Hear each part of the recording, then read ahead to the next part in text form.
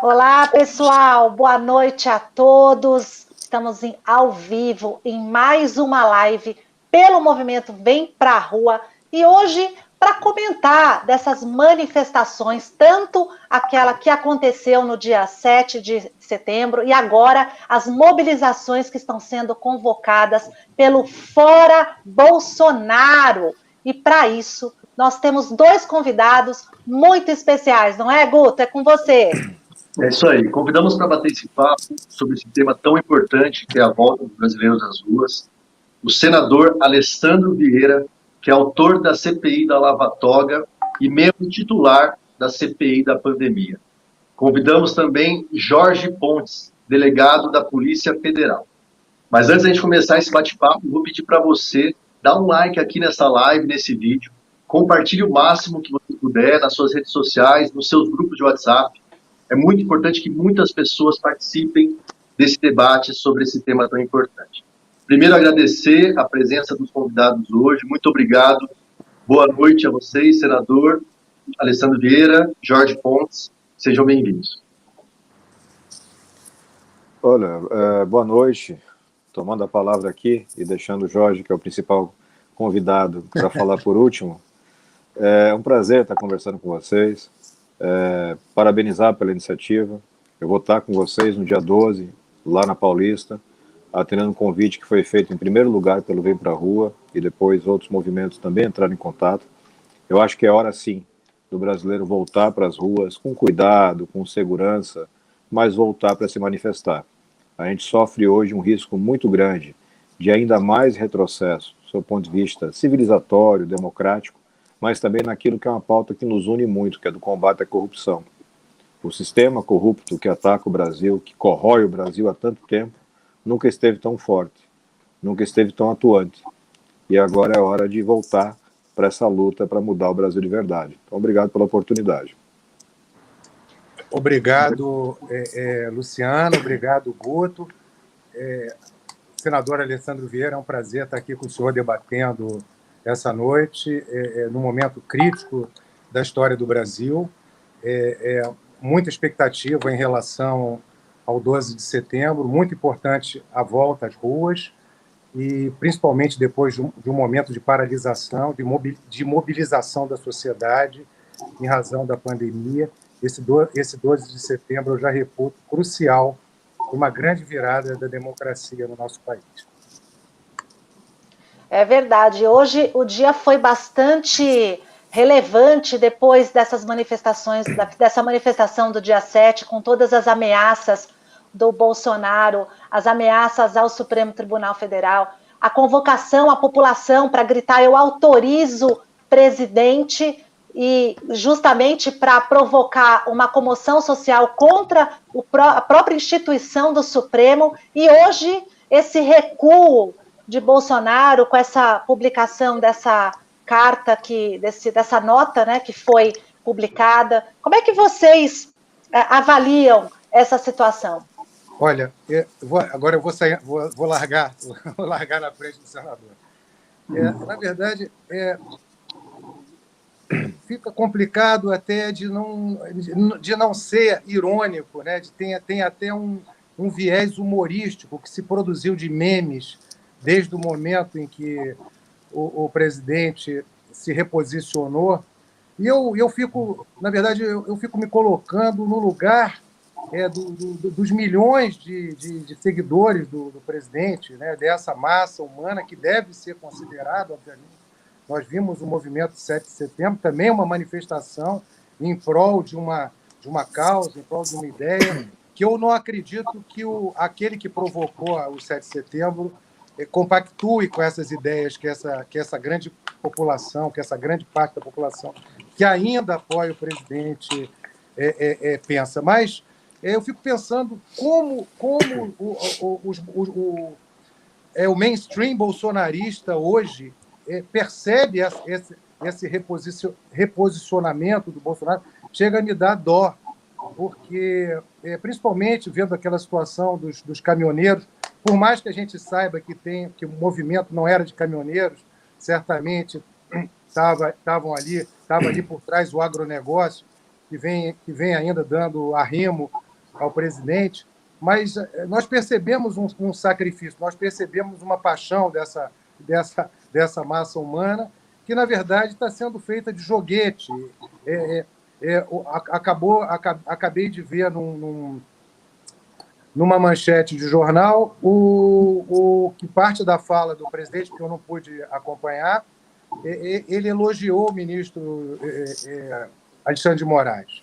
Então, quer dizer, o que a massa bolsonarista vai fazer amanhã? Eles vão elogiar? Quer dizer, e o engraçado é que isso deveria ser tratado. Um dia desses me chamaram para uma live, e eu indiquei 2 colegas meus, um psicanalista e um psicólogo, porque, na verdade, o que a gente tem que, nessas grandes discussões sobre ir às ruas, sobre estratégias de como atingir a massa, de como atingir o eleitorado como um todo, nós temos que tentar entender minimamente questões de psicologia de massas.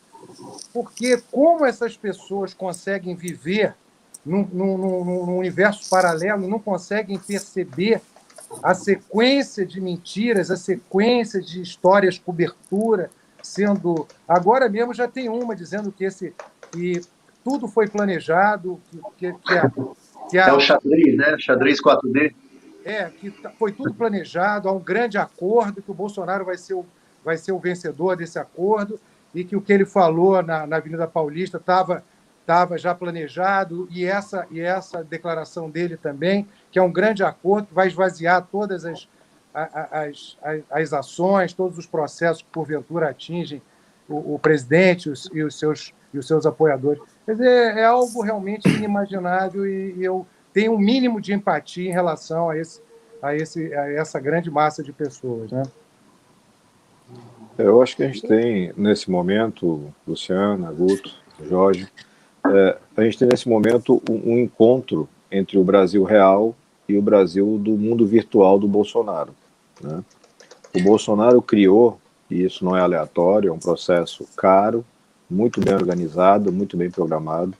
Ele criou uma realidade paralela. Nessa realidade paralela, ele é um herói, ele é corajoso, ele é honesto, ele é um cara que enfrenta o sistema, é um cara que quer mudar as coisas, mas é só lá no mundo virtual. No Brasil real, no mundo de verdade, Bolsonaro é só mais um corrupto que ocupa uma cadeira importante em Brasília. É um cidadão que está envolvido em rachadinhas, no mínimo, desde o início da década de 80, 90, do século passado. É um cidadão que colocou toda a família na política e, aparentemente, toda a família seguiu o mesmo roteiro de corrupção. Porque rachadinha, citando meu amigo, falecido Major Olímpio, rachadinha é coisa de ladrão, é bandido quem faz isso. Eu não posso minimizar. Eu tenho ouvido muito, tenho recebido muitas mensagens que vão na linha dos mas o Lula roubava mais, ou não sei quem roubava mais, ou todo mundo faz. Não foi para isso que as pessoas foram para a rua e votaram, as pessoas foram para mudar. E que mudança é essa que deixa tudo igual? Que mudança é essa que simbolicamente tem como ministros, como líderes de governo, as mesmas figuras que estavam com o PT, que estavam com o Fernando Henrique, que estavam com o Temer, que estão aí desde sempre fazendo a mesma coisa que todos nós sabemos. Então, esse fenômeno do dia 7 para agora, essa marcha ré do Jair Bolsonaro, nada mais é que um encontro da verdade com as mentiras que ele sempre praticou. Ele não tem coragem, ele não tem envergadura para tentar mudar ou enfrentar, por exemplo, os problemas que o Supremo Tribunal tem. Porque a Corte tem problemas, nós sabemos. Mas como é que um Bolsonaro cheio de processos pode mexer nisso? Um cidadão que nós sabemos, eu e o Jorge, nós somos policiais, que a investigação de 15 dias vai ter problemas seríssimos para explicar qual que é uma das duas mansões, do filho 01 ou do filho 04. Nada daquilo para em pé. Nenhuma conta e patrimônio se sustenta. Então é isso que a gente está vendo. Infelizmente, nós fomos vítimas, o Brasil foi vítima de mais um estelionato eleitoral. De mais uma figura que por vários fatores, né, ocupou um espaço no imaginário popular e chegou à presidência da República. Infelizmente, a única entrega real do Bolsonaro é a destruição do aparato de combate à corrupção. E quem já mexeu com isso, quem passou por perto das instituições que combatem a corrupção no Brasil, sabe que para construir toda essa estrutura se arrastaram 2 décadas no mínimo. A Lava Jato não foi a primeira operação de combate à corrupção no Brasil. Ela foi a primeira que conseguiu chegar no andar de cima, porque as outras todas iam sendo destruídas no caminho, porque o sistema é forte demais. E a Lava Jato conseguiu furar esse teto, mas chegou num ponto em que se imaginou que votar no Bolsonaro seria a garantia da continuidade da Lava Jato, e no primeiro semestre já estava com tudo escancarado, centrão no poder, votações em parceria bolsonaristas e petistas, e você tendo a destruição progressiva, sólida e continuada de tudo que a gente tinha de combate à corrupção. Você mexe com o COAF, você mexe com a autonomia dos órgãos, e agora já no outro andar, né, que é da perseguição dos profissionais que tiveram coragem de uma vez na vida enfrentar os poderosos. Como a gente sabe, os procuradores do Rio de Janeiro estão sujeitos até a pena de demissão porque publicaram um release de uma operação que não tinha documento em sigilo. Né? Então, essa é a quadra histórica que nós vivemos. A gente tem que enfrentar isso. E eu só conheço um jeito de fazer isso, que é falando a verdade, explicando para as pessoas.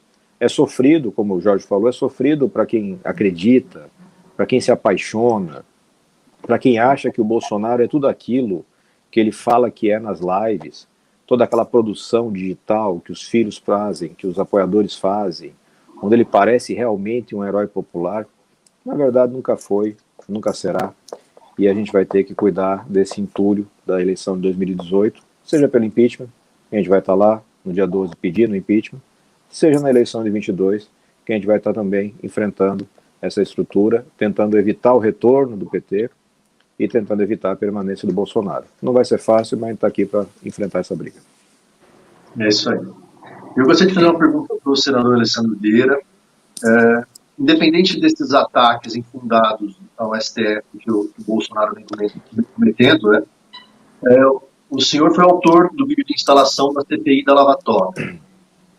O próprio Vem Pra Rua apoiou e trabalhou arduamente para que alguns pedidos de impeachment de Gilmar Mendes, de Toffoli, com várias irregularidades aparentes, fossem instalados, né?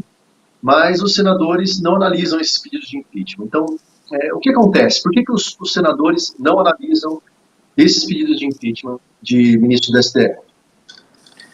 Quando eu comecei essa jornada na política, eu nunca fui político, né? Eu entrei nisso para tentar mudar esse sistema. As pessoas discutiam, os senadores discutiam o que iam fazer naquele começo de mandato. Então, um queria participar da comissão de infraestrutura, o outro queria uma vaga de titular, não sei onde.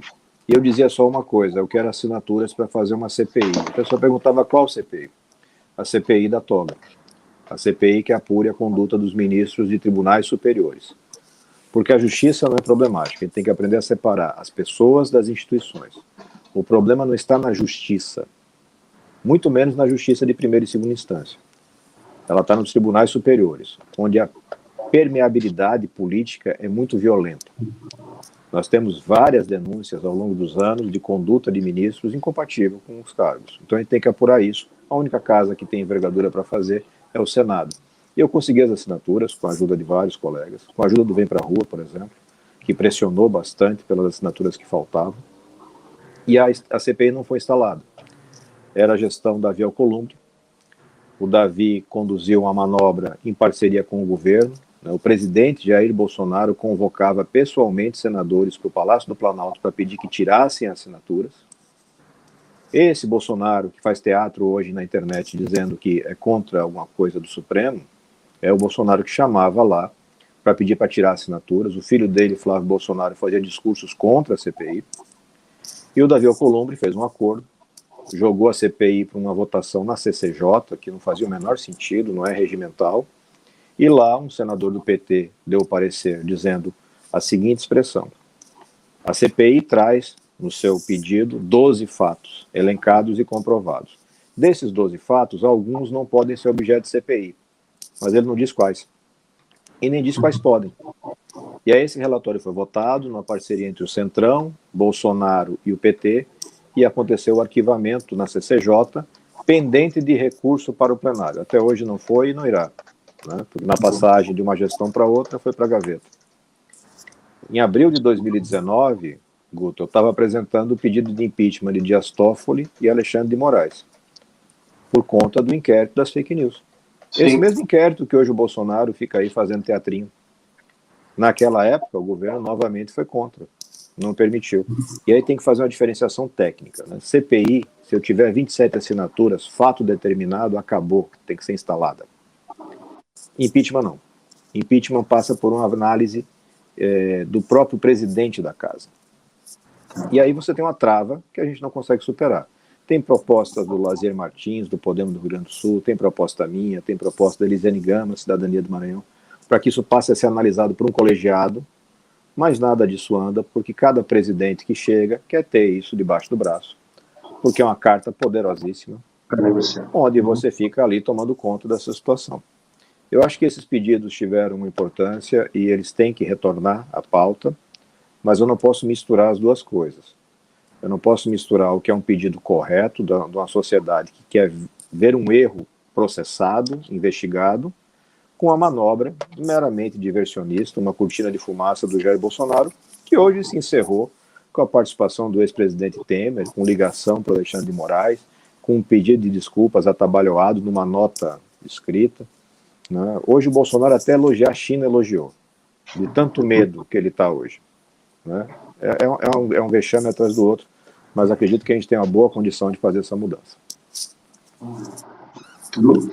Eu até comentando essa fala dos pedidos de impeachment, de CPI, como é que vocês avaliam esses atos do Bolsonaro no dia 7/9, todos esses que já vêm sendo cometidos, essas agressões constantes, todo esse desequilíbrio, esses distúrbios, e a posição do presidente da Câmara, do Arthur Lira, com mais de 130 pedidos de impeachment protocolado, entre eles o pedido do próprio Vem Pra Rua, um pedido robusto, que não é pautado, a sociedade fica sem resposta, e o próprio PGR, nessa posição um tanto duvidosa.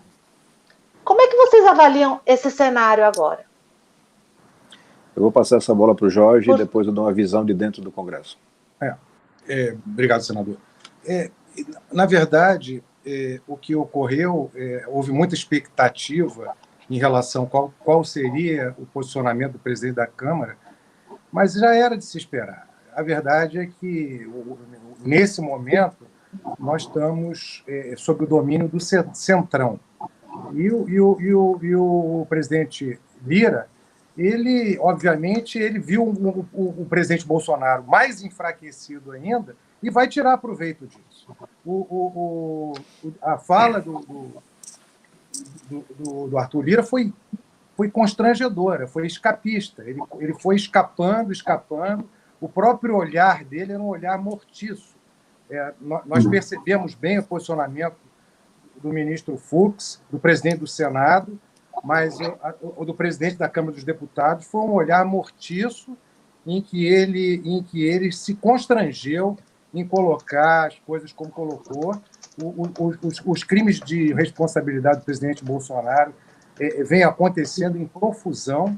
Não faz sentido, absolutamente, o presidente da Câmara sentar em cima de todos esses pedidos. O dia 7 de setembro culminou com um absurdo de ameaças nominais a ministros do Supremo, ameaças, inclusive, do cometimento de crime, de desobediência, crimes de responsabilidade. Enfim, isso, infelizmente, nós estamos sequestrados. Então, o arranjo político que foi feito, que vem sendo costurado pelo governo Bolsonaro, fez do governo Bolsonaro refém desse odioso centrão, né, como é conhecido esse grupo de políticos fisiológicos que vem dominando a política. E o centrão esteve presente nos últimos governos, aliás. E tem o DNA do centrão, as digitais do centrão, estão nos grandes escândalos, Mensalão, Petrolão. E algo também que merece, nesse momento, nessa pergunta da Luciana, é o seguinte: o governo Bolsonaro vive batendo no Supremo, os bolsonaristas entendendo que o Supremo é o grande problema. Nós temos que entender que o Supremo, primeiro de tudo, o Supremo é um arquipélago, o Supremo não é um monolito. Nós temos grandes ministros no Supremo, ministros, inclusive, se colocaram em defesa da Lava Jato. Quando a Lava Jato começou a ser esquartejada pela segunda turma do Supremo, nós tivemos um grupo de resistência no Supremo.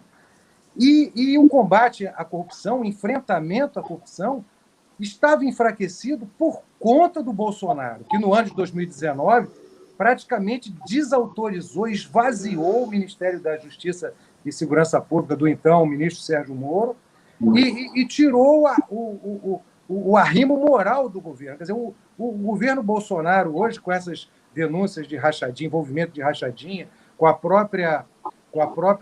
que a CPI do Covid está trazendo, muito bem conduzida pelo senador Alessandro, por sinal, mostra que o governo Bolsonaro não tem arrimo moral nenhum. O arrimo que o governo Bolsonaro tinha ficou para trás em abril de 2020, quando o ministro Sérgio Moro saiu com toda a sua equipe e houve a troca na Polícia Federal.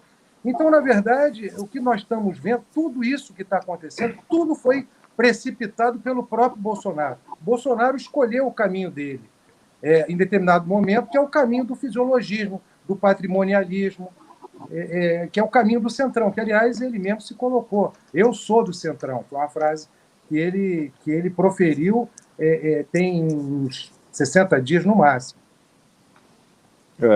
A realidade segue mais ou menos como o Jorge colocou, mas eu vou aproveitar a posição privilegiada de parlamentar para relatar para vocês como era o Congresso no primeiro semestre de 2019.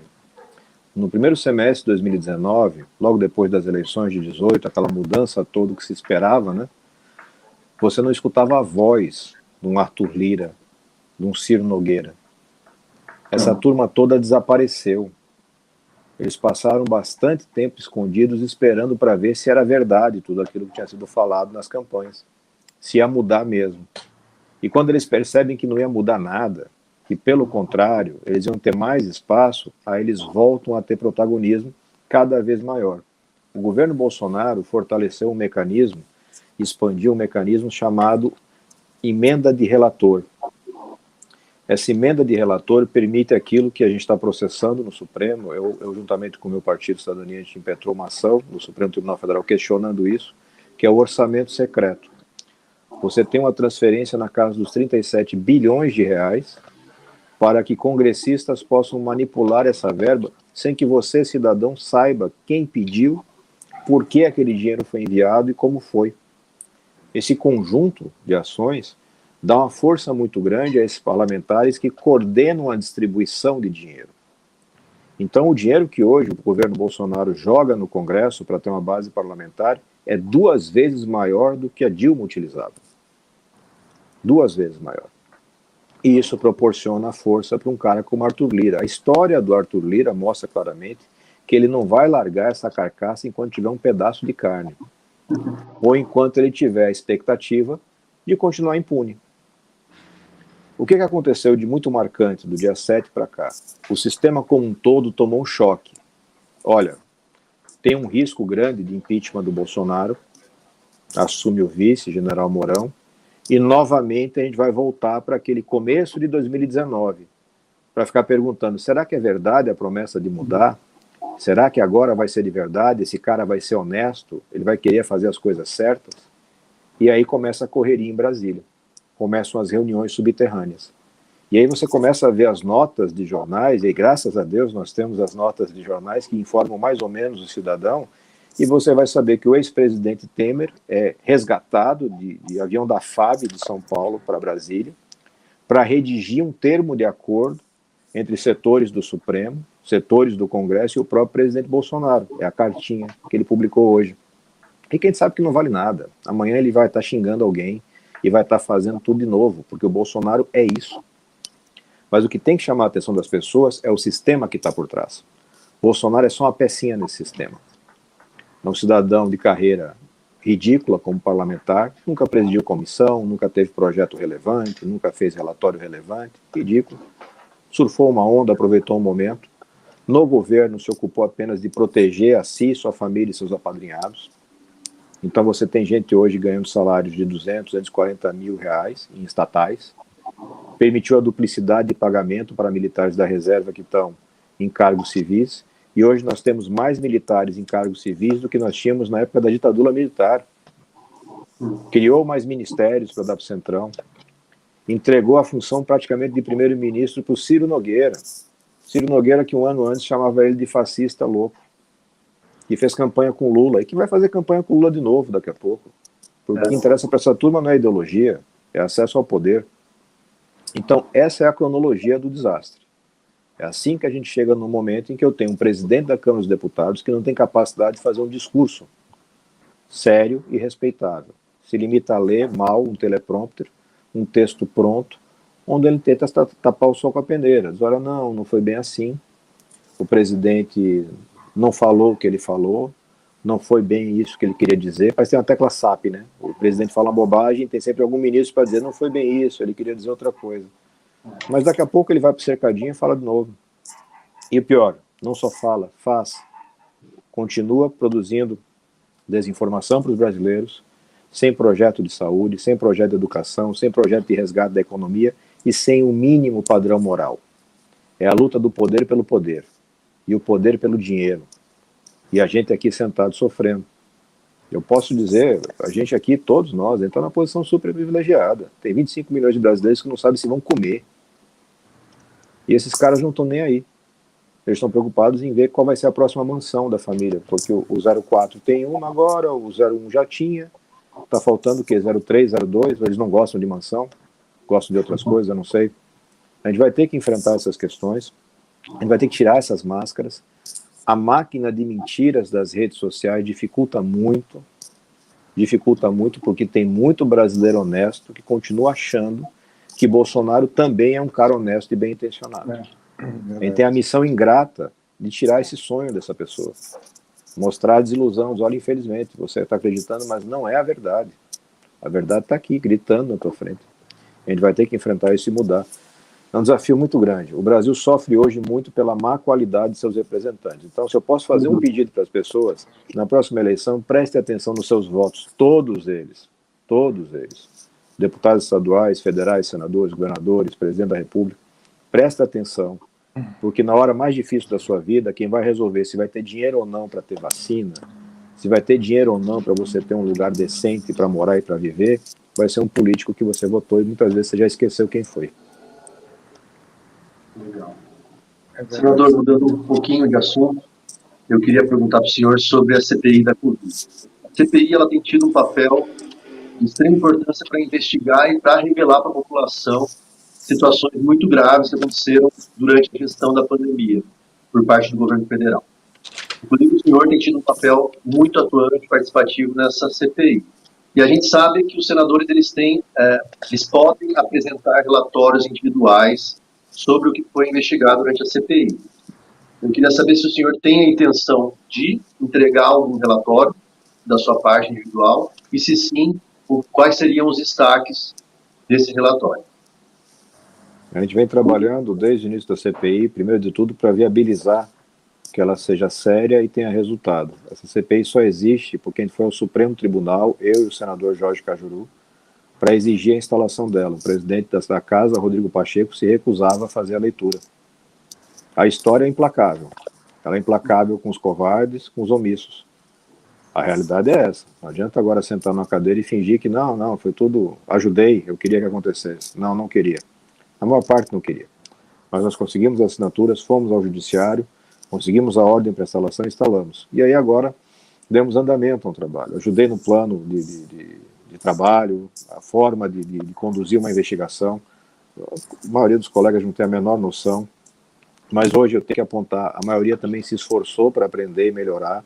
Você compara os depoimentos do começo com os depoimentos que nós temos hoje, tirando aquelas figuras que são folclóricas, que, enfim, a outra parte, maioria, hoje estuda o material, tenta fazer perguntas mais consistentes, mas CPIs têm limites, e aí o Jorge pode reforçar isso. Eu não posso fazer uma delação premiada, eu não posso fazer uma interceptação telefônica, eu não posso fazer uma busca e apreensão.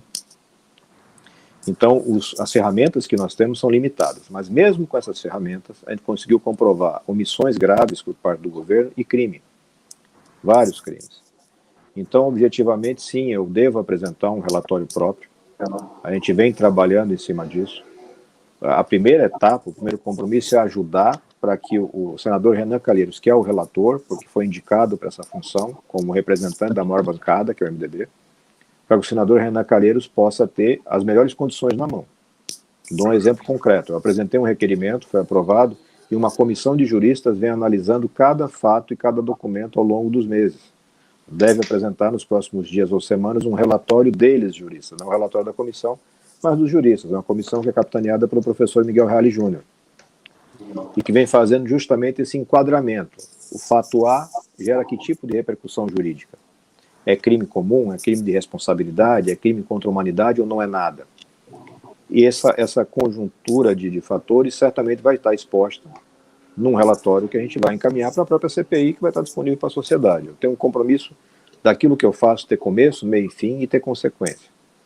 Eu vou garantir que o cidadão brasileiro que tiver interesse possa ler um documento que tem ali a história contada exatamente como aconteceu. Infelizmente, não conseguimos avançar tanto na parte de estados e municípios. O Supremo Tribunal Federal entendeu que não é da competência do Senado.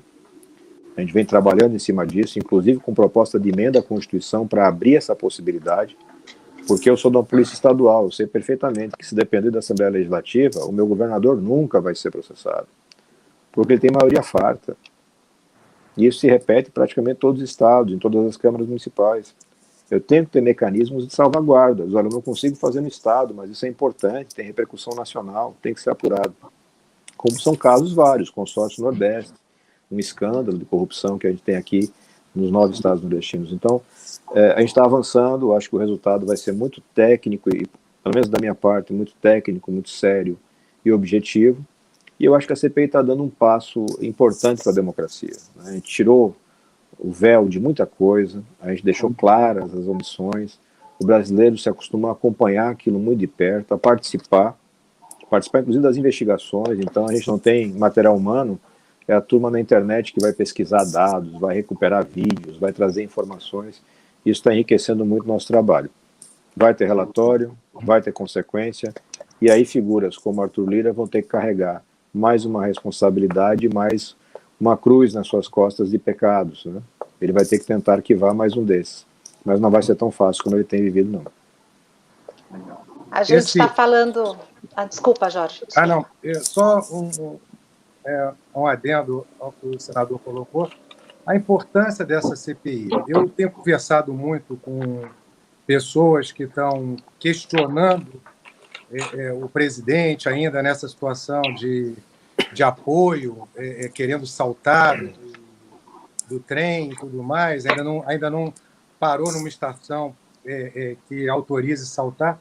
E o argumento recorrente desses apoiadores do presidente olha, não tem um caso de corrupção nesse governo. Não há um caso de corrupção nesse governo. Me cite um caso de corrupção nesse governo. Na verdade, as pessoas elas não entendem que a corrupção é um crime subterrâneo. Hoje, nessa semana, hoje é quinta-feira, né?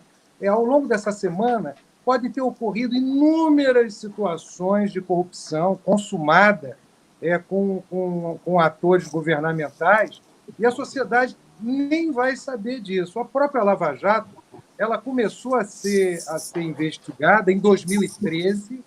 A sociedade tomou conhecimento da primeira operação em março de 2014, sobre fatos que ocorreram em 2006, 2007. Quer dizer, então, uma coisa é dizer que não está ocorrendo nenhum caso de corrupção em determinado governo. Outra coisa é dizer que até hoje não houve um escândalo de corrupção. E nós temos nesse trabalho especial do senador Alessandro Vieira, que eu acompanho, inclusive eu até gosto de perceber que tem um colega delegado perguntando e reperguntando como é importante numa CPI ter alguém que tem uma cabeça de investigador, de polícia judiciária, para perguntar, para reperguntar, para ir atrás das respostas a partir das perguntas que vão tangenciando como essas pessoas que vêm sendo interrogadas na CPI operam. Então, essa a CPI da pandemia é, sim, um grande caso de corrupção já detectado no governo federal. Isso aí está claro, está patente, não há a menor dúvida sobre isso. E a corrupção é um crime que se consuma com oferecimento. Ele já se consumou com o oferecimento. Quer dizer, então, as pessoas estão esperando que nesse momento vá se apreender dinheiro em banco na Suíça e tudo mais, quando nós estamos percebendo que esse governo é vulnerável à corrupção. É um governo vulnerável, disposto a se corromper, com certeza com um projeto de poder semelhante ao anterior. Até porque os mesmos agentes políticos envolvidos em corrupções de grande escândalo, inclusive na Lava Jato, hoje ocupam cargos estratégicos nesse governo. Então são os mesmos agentes. Como é que as pessoas podem ser tão ingênuas a ponto de acreditar que essas pessoas viraram santas porque Bolsonaro assumiu a presidência da República? Eu não sei se é tanta boa fé dessas pessoas que apoiam o Bolsonaro para acreditar numa situação dessas. E falando dessa corrupção, falando da conduta pífia do Arthur Lira como presidente da Câmara, a conduta imoral do próprio Augusto Aras na condução da PGR, e essas instituições aparelhadas, como a ABIN, atendendo a serviço pessoal do próprio presidente e de sua família, dos seus filhos. Eu gostaria de saber, Jorge, porque você tem mais vínculo com essa instituição, como é que você enxerga a interferência, como é que você enxerga a instituição Polícia Federal, que tem um papel relevante no combate à corrupção, e a preocupação que cidadãos como eu, como o Guto, como nós do Vem Pra Rua e todos aqueles que nos assistem, que nos acompanham, a preocupação que nós temos com essa instituição que deveria ser forte, independente, e hoje está... A gente não sabe nem dizer como é que essa instituição hoje está funcionando. Olha, eu apesar de tudo, apesar do que o governo tenta fazer, não só com a Polícia Federal, mas com o próprio Ministério Público Federal, que inclusive é um órgão mais blindado pela Constituição. O Procurador da República é muito mais blindado que um delegado de polícia, o senador sabe disso. Nós não temos as garantias que um membro do Ministério Público tem, e o Ministério Público também vem sendo ameaçado, até porque um órgão se conquista pela sua cabeça, né? Você coloca um chefe ali, você já tem grande parte do órgão em condições de ser minimamente controlado. Mas eu vou dizer uma coisa, a Polícia Federal é a polícia judiciária, e quando um delegado preside um inquérito, ele não tem subordinação hierárquica alguma com o chefe da polícia. Por isso é que nós estamos observando, ao longo desse tempo, o próprio presidente ele trocou o diretor da Polícia Federal. Olha, ele colocou... primeiro ele nomeou o delegado Maurício Valete, nomeou o Alexandre Ramagem, essa nomeação foi embargada por uma ordem do Supremo, impedido de tomar posse. E depois ele nomeou o delegado Rolando, que hoje nem no Brasil está mais, ganhou um cargo no exterior, e agora nomeou o delegado Maiorino. E provavelmente vai nomear outro mais à frente, porque a Polícia Federal ela não vai ser dominada. Eles podem tentar, eles podem trocar o diretor, sempre que estiverem desconfortável com aquele diretor, mas o diretor ele não se arrisca, mesmo que ele queira, ele não se arrisca, porque o delegado, primeiro que diretor da Polícia Federal não tem foro especial. Então, talvez vocês não saibam, mas já teve diretor-geral da Polícia Federal em exercício correndo risco de ser preso. Porque a partir do momento em que o diretor, de maneira atabalhoada, começa a tentar interferir e deixar rastros dessa interferência, deixar vestígios, isso pode ser registrado e o próprio condutor do inquérito, o próprio delegado, pode representar pela prisão dele. Então, o que nós estamos vendo o caso, salvo engano, o caso do, agora eu não sei se foi do Roberto Jefferson, foi a delegada da Polícia Federal que representou pela prisão. E o Roberto Jefferson é um político sem mandato, mas que apoia o governo. Foi um grande dissabor para o governo Bolsonaro. E nós estamos vendo delegados trabalhando, o próprio delegado Alexandre Saraiva, que no Amazonas, como superintendente do Amazonas e presidente do inquérito, encaminhou uma notícia-crimes em relação ao ministro Ricardo Salles, o delegado Perazzoni, que também observou e procedeu dentro de um inquérito contra o ministro de Estado, o próprio Ricardo Salles. Então, nós estamos vendo que a Polícia Federal ela vai reagindo. Hoje mesmo nós tivemos um caso interessante que vale a pena colocar aqui. Um delegado, houve uma representação da Procuradoria-Geral da República para que fosse instaurado um inquérito na Polícia Federal contra o delegado Felipe Leal. Um delegado muito técnico, muito cuidadoso e muito respeitado pela corporação. Os crimes assinalados na representação do Ministério Público, salvo engano, abuso de autoridade e quebra de sigilo funcional. Praticamente todos os delegados da Polícia Federal fizeram uma petição pública dando suporte público ao delegado Felipe Leal. Quer dizer, mostra que mesmo que isso seja de interesse do governo, mesmo que seja de interesse do Ministério da Justiça, a Polícia Federal se posiciona. É muito difícil controlar a Polícia Federal. Mesmo que o diretor-geral queira, ele não vai conseguir. Mesmo que um diretor-geral queira, ele não vai conseguir. Até porque alguns já desejaram e não conseguiram. É isso mesmo. Bom, eu vou perguntar para os dois o que vocês acham que pode vir a acontecer se o povo não for para as ruas dia 12 de setembro exigir o impeachment do Bolsonaro. Bom, primeiro eu acredito que o povo vai, sim, para as ruas. Mas se você não tiver uma presença tão maciça, é sinal de que o processo está em seu início, né? A gente sabe que a gravidade das crises vai cada vez mais chamar para a realidade as pessoas. Você não consegue ficar no mundo fictício do WhatsApp quando a gasolina está a R$7, quando você tem dificuldade de fazer o supermercado no final do mês. Então eu acredito que a realidade vai começar a puxar as pessoas para fora dessas bolhas virtuais. E acho mais ainda que as várias investigações que estão em andamento cada vez mais vão motivar tanto mais esclarecimento das pessoas, mas também reações por parte do governo, por parte do mundo político, porque vai começar a ficar cada vez mais perigoso ficar na companhia de Jair Bolsonaro e afundar com ele.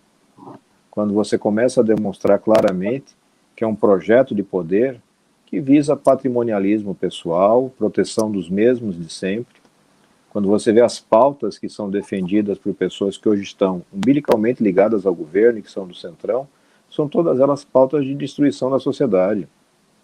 Mais fundão, menos fiscalização, menos justiça, mais intervenção no trabalho da polícia e do Ministério Público. Isso é o governo Bolsonaro hoje, na verdade. E cada vez mais as pessoas vão tomar consciência. Então, eu acho que agora domingo já vai ser muito grande, e a expectativa é que cada vez mais você tenha grandes mobilizações, porque é preciso retomar o controle democrático do nosso país. A gente tem que colocar o Brasil no caminho certo, ele não está condenado eternamente a ter um concurso de criminoso, onde a maior qualidade que o cidadão tem é dizer que rouba menos do que o seu antecessor. Isso não é, pelo amor de Deus, a gente merece mais que isso, né? Jorge? Só terminando, na verdade, rouba menos porque nunca teve a dimensão do antecessor. Nunca teve a dimensão do antecessor. O sujeito que tem a cara de pau de pedir a um funcionário que tem um funcionário comissionado do seu gabinete pedir 80% do salário dele, quando ele tiver a capacidade de nomear um diretor de uma estatal, o diretor de um ministério com grande orçamento, por que ele vai agir diferente? Qual é a diferença aí? Eu simplesmente não consigo ver uma diferença. Simplesmente ele cometia desvios que eram de acordo com a baixa estatura dele, com a pequena estatura dele. Agora, voltando à questão do dia 12, eu acho, por exemplo, eu sou muito amigo do Rogério Schecker, gosto muito do Schecker, inclusive uma das vezes que fui a São Paulo, fiquei na casa dele, uma reunião, cheguei às pressas, ele me acomodou muito bem na casa dele. E é um sujeito formidável, é um articulador político formidável, que eu gosto muito. E ele começou, ele já juntou milhões de pessoas no Brasil. Mas a iniciativa dele foi uma fagulha para que milhões de pessoas se unissem contra a corrupção sistêmica em suporte à Operação Lava Jato. E ele teve um dia que foram 4 pessoas. E, no final, foi aquele movimento que nós todos testemunhamos. Esse dia 12 é o começo, né? Nós estamos vindo de uma pandemia, nós somos aquela fração da sociedade que ficou mais preocupada, que acreditou na pandemia, que se sensibilizou com as mortes, com o sofrimento, com as quase 600 mil mortes. Nós não somos negacionistas, nós usamos máscara. Então, é natural. Aliás, essa ida à rua já estava para acontecer há muito tempo. Nós estávamos imobilizados e essa imobilização jogava muito a favor do Bolsonaro. Eu só acho, também não sei o que o senador Alessandro pensa sobre isso, mas eu acho muito importante que todas as matizes ideológicas se juntem no dia 12. Eu não acho que nós não devemos fazer um dia 12 fracionado, só um grupo, apenas o grupo da direita, ou o grupo do Vem Pra Rua, ou aqueles que não gostam desse ou daquele. Eu me lembro que eu tinha um caminhão que eu ia sempre, que era o caminhão do Vem Pra Rua. Do lado do meu caminhão, assim, do lado que eu digo 150 metros à direita, a caminho do posto 6, eu ficava no posto 5, e um caminhão entre onde eu ficava e o posto 6, em Copacabana. Tinha o caminhão dos intervencionistas, e eu nunca fui intervencionista. Por exemplo, eu posso não gostar de alguns ministros do Supremo, eu posso lamentar o dia que esses ministros foram nomeados, mas eu não gostaria que esses ministros fossem arrancados das suas cadeiras, sem um processo, sem uma investigação. Por mais que eu não goste, por mais que haja um ministro ali que tenha ajudado a enterrar a Lava Jato, eu não gostaria que ele fosse retirado da cadeira sem um processo, o devido processo legal, que tramitasse pelos canais com os procedimentos previstos em lei. Então, eu acho que nós não devemos nos isolar nesse dia 12. Eu acho que o dia 12 é para todos que não querem o Bolsonaro, todos que querem o Bolsonaro fora do governo, porque eu não consigo imaginar o Brasil avançar em nada com o Jair Bolsonaro na presidência. O Brasil retrocedeu no enfrentamento aos crimes contra a nossa Amazônia, aos crimes ambientais, e olha que a Amazônia é um dos grandes bens que essa nação tem. O Brasil hoje não há interesse sobre o futebol do Brasil, sobre carnaval, sobre samba, sobre praia. O grande interesse do mundo civilizado no Brasil é a Amazônia. E não é esse interesse da cobiça internacional. É um interesse legítimo numa floresta absolutamente formidável, importante para o Brasil e para o resto do planeta. O Bolsonaro abandonou por completo o combate à corrupção, que foi a sua maior e mais importante agenda. E o Bolsonaro abandonou o país, a luta contra o Covid, a pandemia. Foi um escapista na pandemia. Eu vejo que se ele tivesse tido, no meu entendimento, se ele tivesse tido uma outra conduta, nós não estaríamos com 600 mil mortos. E nós já estaríamos, inclusive, com a população muito mais vacinada do que está hoje. Está aí o que o senador Alessandro Vieira vem apurando. Enfim, agora acabei de receber aqui um sinal de um grande amigo meu, que acaba de me lembrar que mais de 1.000 delegados assinaram Legal. o documento em suporte ao delegado Felipe Leal. Então, só entrou aqui na minha tela rapidamente, porque eu falei que foram 600, 700, foram mais de 1.000 delegados. Isso corresponde, talvez, a mais da metade dos delegados de Polícia Federal no Brasil. E é bom dizer, vários agentes de Polícia Federal, vários escrivães, vários peritos. Não ficou restrito ao grupo de delegados. A Polícia Federal, e é raro isso acontecer na Polícia Federal, os delegados e os agentes se unirem, porque tem um problema, uma rusga histórica. Mas foi muito bonito isso, ver os agentes federais assinando esse documento junto com os delegados, reconhecendo a competência, reconhecendo o posicionamento desse colega investigador, Felipe Leal. Então, essa é a minha posição. Voltando ao assunto, a minha posição, eu acho que deveria ser de todos que são contra, de todos que ficam indignados. Eu não criminalizo a esquerda. Eu não criminalizo a esquerda. Hoje tem gente que me escreve, mas a esquerda, como se a esquerda fosse sinônimo de... Como se o pensamento de esquerda, como se os progressistas fossem sinônimo de desonestidade. Não é. Não é porque nós tivemos um governo de esquerda que promoveu escândalos de corrupção que vai se carimbar na esquerda como um todo, no pensamento progressista, que, aliás, eu não sou, eu me posiciono mais ao centro, como centro-direita, mas, de maneira nenhuma, eu considero uma ideologia, a ideologia de esquerda, o ideário progressista criminoso. Até porque, num país com os bolsões de pobreza, com o déficit social que nós temos, virar as costas para projetos sociais, projetos progressistas, é um absurdo. O Brasil tem que pensar em liberalismo, pensar em fortalecer a iniciativa privada, mas não pode virar as costas para projetos sociais importantíssimos para o desenvolvimento, principalmente das nossas crianças. Isso é o fortalecimento da democracia, inclusive, né, Jorge? A gente ter um debate plural, amplo, levar isso para o parlamento, a diversidade das ideias, e é algo que eu sempre defendi, porque todo pensamento hegemônico ele é destrutivo, seja de um lado, seja de outro. Então, eu acredito sim que existam muitas pessoas de esquerda, de direita, de centro, que não se sentem mais representadas pelo governo Bolsonaro. Aquelas que ainda votaram nele por falta de opção, por dizerem que era contra o petismo, hoje estão profundamente decepcionadas. Essas pessoas porque Bolsonaro não entregou absolutamente nada e se provou um estelionato eleitoral. Essas pessoas estão em 2018. Esse é que é o problema. Quando você discute com o bolsonarismo, você não percebe, mas ele está em 2018. Ele não sabe nem que aconteceu o Covid, ele está em 2018 ainda.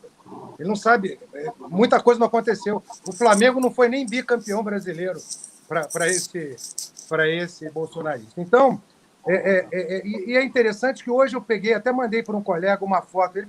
Teve um colega que me mandou uma mensagem, uma pessoa que eu gosto muito, muito inteligente, mas ainda está bandeado para o Bolsonaro. Mas você vai subir num carro com um sujeito de esquerda? Eu falei assim, olha, eu já subi para protestar contra a corrupção do PT, tinha ali do meu lado o carro do intervencionista. E aí eu mandei uma foto para ele bem interessante. Uma foto que mostra o presidente americano, salvo engano, Roosevelt, o Churchill e o Stalin. Quer dizer, o mundo livre, que era representado pelo primeiro-ministro britânico e pelo presidente dos Estados Unidos, se uniu à maior força da esquerda na época, que era o chefe da União Soviética, contra um mal maior, que era o nazismo. Quer dizer, digamos, é uma comparação um pouco forçada, mas quando se trata de um mal maior, algo que realmente, ao olhar dos brasileiros, um presidente sem humanidade nenhuma, sem empatia nenhuma, que abandonou absolutamente todas as suas propostas de campanha, todas, absolutamente todas. Enfim. Agora, falando em mal maior, o PT hoje também declarou que não vai comparecer às manifestações e a gente entende assim que eles, nem mesmo o PT deseja o impeachment de Bolsonaro. Fica aí uma dúvida de como o partido, né, defendendo a candidatura de Lula nas próximas eleições e se posiciona dessa maneira num momento tão importante do país. Quando o próprio PT sempre foi protagonista de tantos pedidos de impeachment e agora, com tantos crimes de responsabilidade de Bolsonaro, eles recuam e se omitem nesse processo. Não é interessante para você? Só para a gente terminar aqui, porque o tempo já está acabando, mas é uma reflexão interessante nesse momento político que a gente está vivendo. Repete a história do PT. O PT coloca o partido acima dos interesses do Brasil desde sempre, né? E tecnicamente falando, do ponto de vista de disputa eleitoral, o PT só tem chance de vitória numa disputa presidencial se você tiver do outro lado Jair Bolsonaro. Exatamente. Se você tiver uma terceira via, não tem chance nenhuma, porque ninguém quer esse retrocesso, todo mundo já conhece os defeitos. Eu respeito alguns avanços, por exemplo, na política de inclusão social, importantes, mas todos eles foram eclipsados pela corrupção maciça, pela apropriação do poder para vantagem pessoal e de terceiros. Então isso tem que ser modificado. E sobre Bolsonaro, para deixar bem registrado isso, é um presidente que não trabalha, é um presidente que não colabora para solução nenhuma, que investe apenas constantemente nessa contaminação do debate, um volume de mentiras que o Brasil nunca viu, impulsionadas, financiadas, inclusive com dinheiro que vem de fora do país, grandemente financiadas. As investigações que a Federal vem tocando em vários pontos chegam nesse tipo de financiamento. E esse cidadão brasileiro, que o Jorge descreve como um cara que está lá preso em 2018, ele tem que ser resgatado. A gente tem que resgatar essa pessoa. A gente tem que conversar com ela. A gente tem que entender que em algum momento o medo do PT foi tão grande, a raiva que a pessoa estava sentindo, o ressentimento foi tão grande, que ele se permitiu inserir numa bolha de desinformação. E essa bolha proporciona um tsunami de mentiras tão grandes que as pessoas não conseguem sequer atualizar os dados. É como ele falou, as pessoas não conseguem entender. Elas recebem tantas mentiras. A última estimativa que eu vi do Ronaldo Lemas passava de 160 por dia de mensagens que você está sujeito a receber em serviços de mensageria, como Telegram e WhatsApp, falsas, desinformativas, e elas são preparadas, elas são desenhadas cientificamente para que tenham um grande impacto psicológico, reforçando medos, reforçando preconceitos. Então, eu não tenho nenhuma preocupação sob o ponto de vista ideológico, nem para o dia 12, nem para a vida política ou para a vida pessoal. Eu quero gente honesta e gente capacitada. Porque se for honesto e capacitado, a gente senta numa mesa e resolve qualquer problema. Mas se não for honesto e se não for capacitado, é impossível resolver. É impossível. Então acho que o Brasil merece uma mudança e eu acho que a gente faz parte desse processo de mudança, que é de convencimento, que é de formiguinha e que o Vem Pra Rua representa muito bem. Eu só vou fazer uma colaboração, eu sei que o tempo está acabando, temos 59 minutos aqui. Na verdade, o PT está fazendo uma coisa muito feia, que chama cálculo político. Ele está fazendo o cálculo político exatamente por conta do que o senador Alessandro Vieira colocou. O PT sabe que se o Bolsonaro, por acaso, se desmanchar nesse ano e pouco que faltam para as eleições, o Lula também vai desmanchar. Na verdade, o que eles estão querendo que aconteça é que a sociedade brasileira, sobre para a sociedade brasileira, uma eleição que vai ser um cara ou coroa. Você jogar uma moeda, cara ou coroa, e com duas faces da mesma moeda, num lado o rosto do Lula, no outro do Bolsonaro. E, obviamente, eles têm que manter a sua antítese viva até as eleições para poder ter chance. Daí a importância terrível, a importância dramática. É dramático para a sociedade brasileira do aparecimento de uma terceira via. A terceira via é fundamental, porque a terceira via vai fazer certamente com que o Bolsonaro nem vá para o segundo turno. E aí, obviamente, vai ser uma lavada com quem for. O ideal mesmo é que não tivesse nem Lula nem Bolsonaro. Mas como, infelizmente, nós ainda temos esse tipo de eleitor e vai atrás do seu Messias, do seu Salvador da Pátria.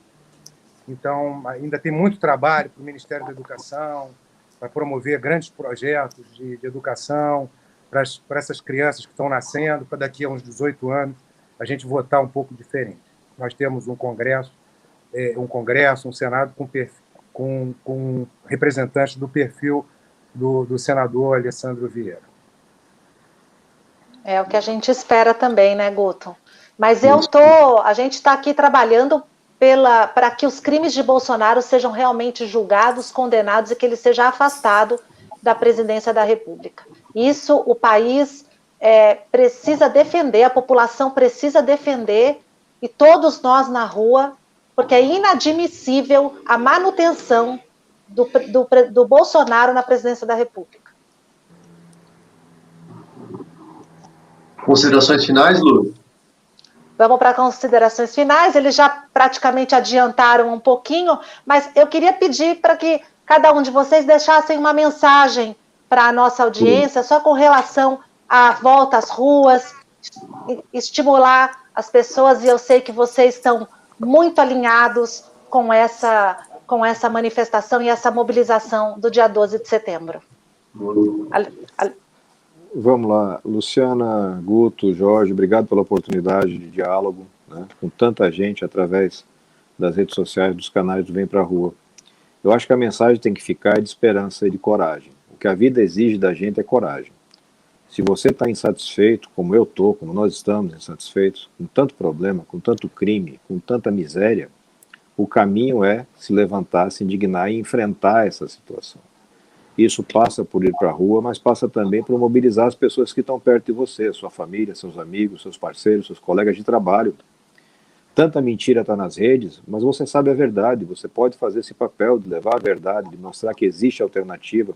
O Brasil não pode ser condenado a ter uma disputa entre o ladrão maior e o ladrão menor, o ladrão de esquerda, o ladrão de direita.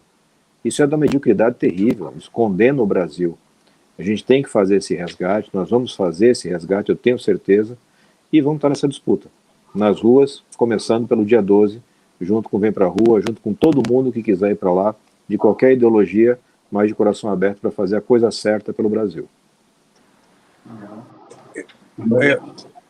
Senador Alessandro Vieira, Luciana, Guto, foi um prazer estar aqui. Eu gostaria de adicionar ao que o senador colocou, da importância de nós irmos para a rua, porque nós estamos defendendo a nona economia do mundo. O Brasil é um país continental. Nós não podemos deixar o Brasil eternamente na mão de quadrilhas formadas por esse tecido político deteriorado, por um grupo de empresários malfeitores. O Brasil não pode seguir nas mãos da delinquência institucionalizada que tomou de assalto os governos em sequência. Nós temos que ir para as ruas e asseverar a nossa cidadania. É muito importante nós tomarmos praças e ruas no próximo dia 12 de setembro.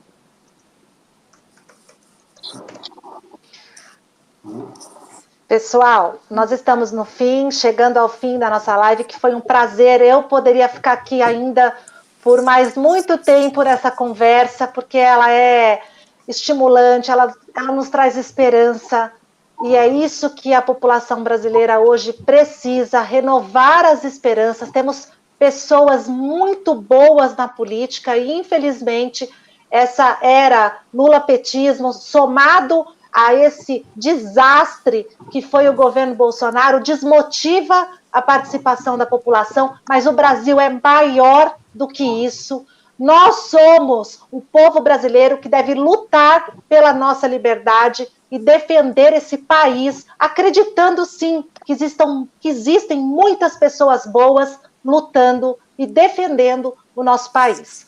Então, eu quero agradecer a presença de vocês, agradecer o Guto, meu colega, muito obrigada.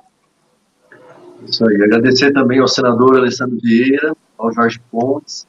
O papo foi muito bom, tenho certeza que todo mundo que está em casa também gostou muito. E me emocionei até com as palavras do senador. Eu acho que a gente precisa ter coragem mesmo e vamos para a rua. Esse dia 12 de setembro, o Vem Pra Rua convoca todos os brasileiros para defender a nossa democracia desses ataques do Bolsonaro, para pedir o impeachment do Bolsonaro. 12 de setembro, domingo, nas principais capitais, vamos pra rua. Valeu, 12 gente. de setembro, estamos lá. Valeu. Vamos lá. Estamos lá, 12 de setembro. Boa noite. Boa noite.